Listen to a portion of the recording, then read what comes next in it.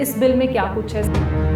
5 या 5 साल से ज़्यादा की सज़ा है उन ऑफेंसेस में अगर 30 दिन तक ज़मानत ना हो तो एक मंत्री या चीफ मिनिस्टर हो या प्राइम मिनिस्टर हो, इनको भी अपने ओहदे से इस्तीफा देना पड़ेगा। ऑपोजिशन है वो लगातार यही शोर मचा रहा है कि इसको टूल की तरह जो मोदी सरकार है, सेंट्रल गवर्नमेंट जो है, उसको इस्तेमाल करेगी। आपको ऐसा लग रहा है? जब ज़मानत अदालत ने देनी है, अगर किसी को 29वें दिन ज़मानत मिल गई तो उसकी तो पोस्ट जाएगी। आपने बिल पढ़ा, आपको बिल में किसी तरह की कोई प्रॉब्लम अब तक नजर आई हो?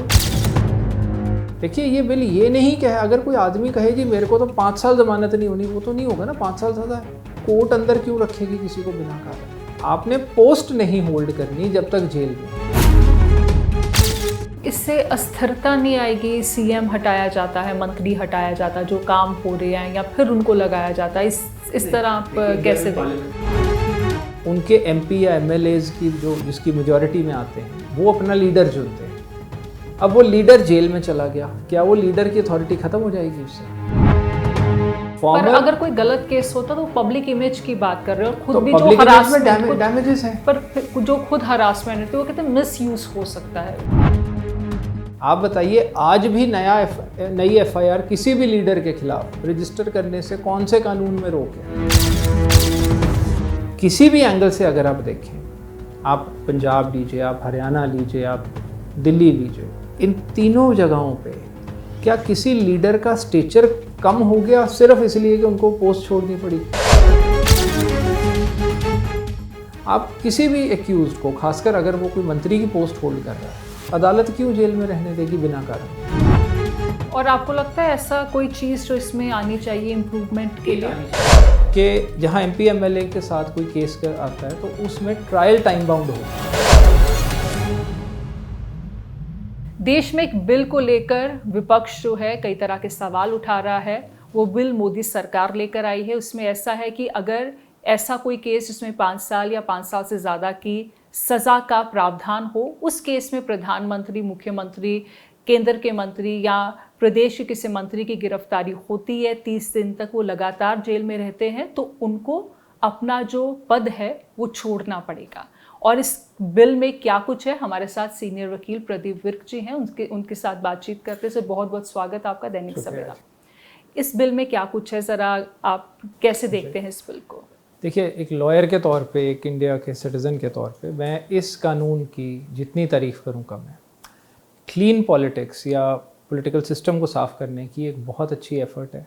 और सबसे महत्वपूर्ण इसकी चीज़ ये आती है कि प्रधानमंत्री जी ने खुद अपने आप को इसके अंदर डाला है कि प्राइम मिनिस्टर भी कानून के दायरे में आ रहा है। वो बहुत बड़ी चीज़ है। इस कानून में जो मेन इशू उठाया गया है, जिस कारण ये बहुत अच्छा कानून बनता है, कि 30 दिन के अंदर वो ऑफेंसेस, मतलब वो जहाँ पर 5 या 5 साल से ज़्यादा की सज़ा है, उन ऑफेंसेस में अगर 30 दिन तक ज़मानत ना हो, अब ज़मानत कोर्ट ने करनी है, ज़मानत ना किसी पॉलिटिकल लीडर ने करनी है ना किसी और ने, तो 30 दिन अगर आपकी ज़मानत नहीं हो रही, इसका मतलब कि आपके ऑफेंसेस सीरियस हैं, कुछ सबूत हैं कि कोर्ट भी कन्विंस नहीं हो रही कि आपको ज़मानत मिलनी चाहिए, तो एक मंत्री या चीफ मिनिस्टर हो या प्राइम मिनिस्टर हो, इनको भी अपने ओहदे से इस्तीफ़ा, अपनी पोस्ट से, अपने पद से इस्तीफ़ा देना पड़ेगा। ये एक बहुत बढ़िया चीज़ है, क्योंकि जेल से सरकार चले। देखिए, मैं एक चीज़ फील करता हूँ कि जो कॉन्स्टिट्यूशनल अथॉरिटीज़ होती हैं जी, जिनको बाकायदा गाड़ी पे भी एम्बलम लगाया जाता है, जो वो अगर जेल में बैठे हों तो कहीं ना कहीं हमारी नेशनल इमेज के लिए भी वो हानिकारक है। बिल्कुल। इंडिया की नेशनल इमेज, इंटरनेशनल इमेज बरकरार रहे, उस चीज़ के लिए ऐसा पॉलिटिकल सिस्टम सुधरना बहुत ज़रूरी है। और ये तब तक है कि अगर 30 दिन में ज़मानत नहीं होती, 30 कंसेक्टिव डेज, मतलब लगातार 30 दिन एक ही केस में, तो 31वें दिन एक मतलब रिकमेंडेशन की जा सकती है। अगर स्टेट की बात है तो जो स्टेट की तरफ से चीफ मिनिस्टर हैं वो गवर्नर को कहेंगे कि इसको हटा दिया जाए, मंत्री को जी। नहीं तो उसके अगले दिन 32वें दिन उसको हटाया हुआ माना जाएगा। अब ये एक मौका है कि 30 दिन ज़मानत नहीं हुई, 31वें दिन आप खुद इस्तीफ़ा दे दीजिए। वैसे ही सेंटर में प्रधानमंत्री जी रेकमेंड कर सकते हैं, अगर वो नहीं करें तो 32वें दिन अपने आप ही वो मंत्री को रिमूव किया माना जाएगा। और अगर उसके बाद ज़मानत हो जाती है या जब भी ज़मानत हो जाती है तो वो अपना पद वापस पा सकते हैं। ये एक बहुत बड़ी मतलब बढ़िया लॉ बनाया है, ऐसे कानून की ज़रूरत थी, बिकॉज जब भी आप सिस्टम को साफ़ करना चाहें, उसमें कोई इम्प्रूवमेंट लानी चाहें, तो टॉप के लीडर्स से शुरुआत होनी चाहिए।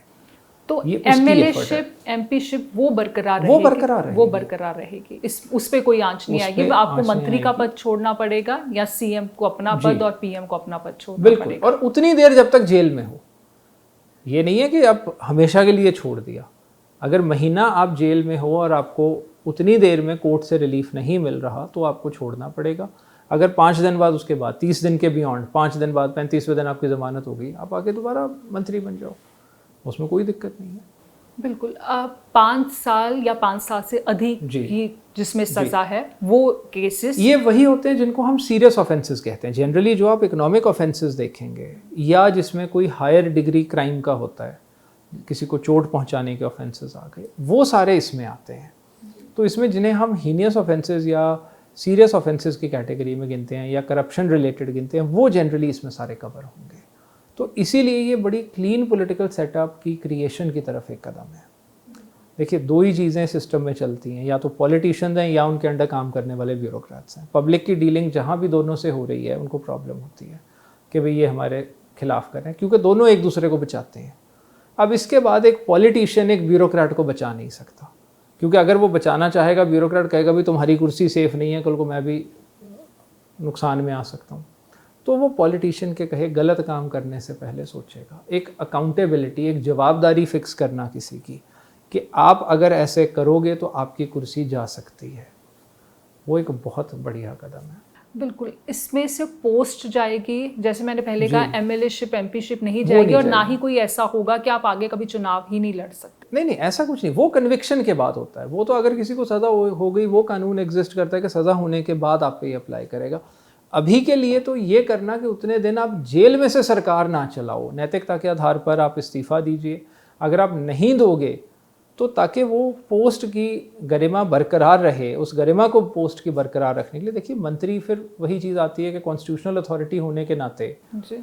आप कहो जी जेल में बैठे हैं, आप कहीं बाहर जाके कहो जी मैं सो एंड सो स्टेट को बिलोंग करता हूँ इंडिया में, अच्छा आपके चीफ मिनिस्टर जेल में हैं या आपके मंत्री जेल में हैं, तो एक बड़ी सॉरी फिगर आप कट करते हैं। तो आप जब किसी ऐसे लीडर को अरेस्ट करें और 30 दिन ज़मानत ना हो, ताकि वो एक ह्यूमिलेशन या वो पोस्ट की गरिमा बनी रहे, उतने दिन आपको वो पोस्ट होल्ड नहीं करनी। आप कह रहे हैं नैतिकता सिखाने के लिए कि ऐसा बिल ज़रूरी है, आपको ठीक भी लगा है बतौर नागरिक। जी जी। पर जो विपक्ष है, ऑपोजिशन है, वो लगातार यही शोर मचा रहा है कि इसको टूल की तरह जो मोदी सरकार है, सेंटर गवर्नमेंट जो है, वो इसको इस्तेमाल करेगी। आपको ऐसा लग रहा है? नहीं, सेंटर गवर्नमेंट ने किसी को ज़मानत तो रोकनी नहीं, ज़मानत अदालतों ने देनी है। जब ज़मानत अदालत ने देनी है, अगर किसी को 29वें दिन ज़मानत मिल गई तो उसकी तो पोस्ट जाएगी नहीं। किसी की 30वें दिन ज़मानत होगी तो भी कुर्सी नहीं जाती। अगर किसी को 30 दिन अदालत ज़मानत नहीं दे रही, तो इसका मतलब कुछ एविडेंस उसके खिलाफ रखा गया होगा ना। मान लीजिए उसके 10 दिन बाद ज़मानत हो जाती है, तब पोस्ट वापस मिल जाएगी। तो बिल्कुल आम आदमी पार्टी सत्येंद्र जैन जी का एग्जाम्पल देती है कि उनकी गिरफ्तारी सीबीआई की तरफ से की जाती है और इतनी देर वो जेल में रहते हैं और बाद में सीबीआई कहती है हमारे पास सबूत नहीं है, क्लोजर रिपोर्ट फाइल कर दी जाती है। तो ऐसे सिनेरियो में जहाँ एक हरासमेंट रहती है एक बंदे के लिए कि बिना कसूर के उसको जेल में रहना पड़ता है, एक पब्लिक इमेज भी उसकी ख़राब रहती है, तो ऐसे केसेस में क्या होगा? क्या उसको मुआवजा मिलेगा? किस तरह से भरपाई कैसे होगी ऐसे केसेस वो में? ऐसे केसेस में अब मेलिशियस प्रोसिक्यूशन फाइल करने का उनके पास वे आउट है, डैमेजेस क्लेम करने का उनके पास वे आउट है। जिन लोगों ने उनके खिलाफ केस में गवाही दी थी जिस कारण वो उनको ज़मानत नहीं मिली, बिकॉज अगर ये वेंडेटा, आप इसको एक वेंडेटा की कैटेगरी में लें कि दुश्मनों के खिलाफ जाने के लिए या पॉलिटिकल राइवल के खिलाफ जाने के लिए करा, तो इनके पास आज भी लीगल रेमेडी है। आम आदमी पार्टी कोई ऐसी सरकार नहीं है जिसके पास पावर नहीं है, वो पंजाब में पावर में है, बेस्ट लॉयर्स हैं उनके पास, वो केस फाइल कर दें फॉर डैमेजेस, मेलिशियस प्रोसिक्यूशन, और जिसे हम कहते हैं कि 182 की प्रोसीडिंग्स हम करवाते, जैसे कहते हैं आईपीसी में थी, इनके केस में आई थिंक नए कानून आने से पहले का ही होगा, तो 182 की प्रोसीडिंग्स ये मांगेंगे कि जी झूठा मुझे फंसाने की कोशिश करी गई, तो ये एविडेंस मेरे खिलाफ फैब्रिकेट करी कि इन्होंने करी, उनके खिलाफ उल्टा ये केस रजिस्ट्रेशन मांग सकते हैं। वो सारी रेमेडीज़ इनके पास हैं। देखिए, कानून इंडिया का एक खूबी है कि इतना बढ़िया बना हुआ है, चाहे पुराना भी था, अभी तो जो नए कानून आ गए हैं वो सारे के सारे उन्हीं कानूनों को इम्प्रूव अपॉन करके बनाए गए हैं, पर पुराने कानून भी इतने बढ़िया हैं कि उसमें दोनों प्रोविजंस हैं। एक केस किसी के खिलाफ चले तब क्या होगा, और अगर वो केस में गलत तफ्तीश हुई, झूठी गवाही दी गई, झूठा केस बनाया गया, तो वो करने वालों के खिलाफ सज़ा, वो रेमेडीज सारी उन कानूनों में प्रोवाइडेड है। तो अगर किसी को ऐसे झूठा फंसाया गया है, उसके खिलाफ क्लेम करने, वो अपने डैमेजेस सीख कर सकते हैं, मैलिशियस प्रोसिक्यूशन, या इन लोगों की प्रोसिक्यूशन मांग सकते हैं जिन्होंने उन पर झूठा केस बनाया। वो रेमेडीज उनके पास हैं। आपने बिल पढ़ा, आपको बिल में किसी तरह की कोई प्रॉब्लम अब तक नजर आई हो जो आपने पॉइंट्स देखे? बिल तो कुछ दिनों पे एप्लीकेबल है। देखिए ये बिल ये नहीं कहे, अगर कोई आदमी कहे जी मेरे को तो 5 साल जमानत नहीं होनी, वो तो नहीं होगा ना, 5 साल सजा है। कोई कहता है 6 महीने नहीं होगी जमानत, भाई कोर्ट अंदर क्यों रखेगी किसी को बिना कारण? और अगर आप कोर्ट पर ही डाउट कर रहे हैं फिर तो मैं कुछ नहीं कह सकता। आपने पोस्ट नहीं होल्ड करनी जब तक जेल में हो। इससे अस्थिरता नहीं आएगी? सीएम हटाया जाता है, मंत्री हटाया जाता है, जो काम हो रहे हैं, या फिर उनको लगाया जाता है, इस तरह आप देखिए इंडिया में पार्लियामेंट्री डेमोक्रेसी में क्या होता है, जो पार्लियामेंट्री डेमोक्रेसी हमारे फॉलो होती है उसका बेस ही ये है, एक पार्टी इलेक्शन जीतती है, उनके एमपी या एमएलएज की जो जिसकी मेजॉरिटी में आते हैं वो अपना लीडर चुनते हैं। अब वो लीडर जेल में चला गया, क्या वो लीडर की अथॉरिटी खत्म हो जाएगी उससे? जहाँ तक मुझे याद है, जैसे तमिलनाडु में हुआ था कि जयललिता जी को एक बार चीफ मिनिस्टर की पोस्ट छोड़नी पड़ी, तो उन्होंने अपने ही ट्रस्टेड आदमी को लीडर बना के चलाया। कोई भी पॉलिटिकल पार्टी का लीडर अगर कुछ दिनों के लिए जेल में जाएगा, कुछ दिनों के लिए, अब बाकी छोड़िए, अरविंद केजरीवाल जी अगर जेल गए तो ये पार्टी के लीडर के तौर पे तो नहीं ख़त्म हो गए। उनका जितना पार्टी में, मतलब आम आदमी पार्टी में केजरीवाल साहब की इतनी तो चलती है ना कि अगर वो कहें कि मैं सीएम बनना चाहता हूँ पंजाब का, तो कोई उनको मना नहीं करेगा। तो उसी तरह आम आदमी पार्टी के अगर आपने किसी लीडर को अंदर दे दिया, वो पार्टी में उसका स्टेचर नहीं ख़त्म हुआ, ना ही पब्लिक में ख़त्म हुआ। मैं किसी के भी हक में नहीं हूँ, किसी के भी खिलाफ नहीं हूँ। पर अगर कोई गलत केस होता तो पब्लिक इमेज की बात कर रहे हो, और खुद तो भी जो हरासमेंट डैमेजेस हैं, पर जो खुद हरासमेंट है तो वो कहते हैं मिस यूज हो सकता है। वो मिसयूज किस हद तक? बार बार मिस यूज की बात कर रहे मिसयूज पे आइए। और मोदी सरकार की मंशा पर सवाल उठा रहे हैं कि पहले भी हमने देखा कि कई हमारे लीडर जो हैं इस तरह से जेल में डाले गए। पॉलिटिकल वेंडेटा पे आइए आप। एक चीज़ देखिए, केस रजिस्टर करने पे तो रोक नहीं लगी, वो तो लग भी नहीं सकती। आप बताइए, आज भी नई एफआईआर किसी भी लीडर के खिलाफ रजिस्टर करने से कौन से कानून में रोक है? पंजाब में ही कितनी पॉलिटिकल पार्टीज़ ने एफआईआर्स करवाई हैं या डेफेमेशन केसेस रजिस्टर करवाए हैं कि जी हमारे खिलाफ ये एक बात बोली गई, हमें नहीं पसंद आई, किसी वर्कर से कंप्लेंट लेके, किसी और से लेके हुआ है। मैं किसी लीडर के अगेंस्ट नहीं हूँ। किसी भी एंगल से अगर आप देखें, आप पंजाब लीजिए, आप हरियाणा लीजिए, आप दिल्ली लीजिए, इन तीनों जगहों पे क्या किसी लीडर का स्टेचर कम हो गया सिर्फ इसलिए कि उनको पोस्ट छोड़नी पड़ी? हरियाणा से खट्टर साहब दिल्ली जाके मंत्री बन गए, कैबिनेट मंत्री, उनकी स्टेट में रिस्पेक्ट तो नहीं कम हो गई?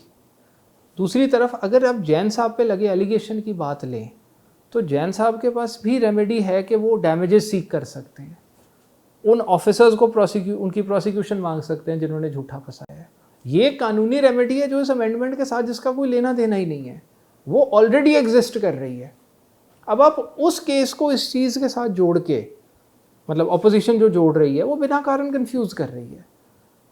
इसमें तो इतना कहा है कि आप सिर्फ वो मंत्री की पोस्ट नहीं होल्ड करेंगे, वो चाहे आप प्रधानमंत्री हैं या आप कहीं चीफ मिनिस्टर हैं, तो वो बात तो वहाँ तक है, उसके बियॉन्ड नहीं है।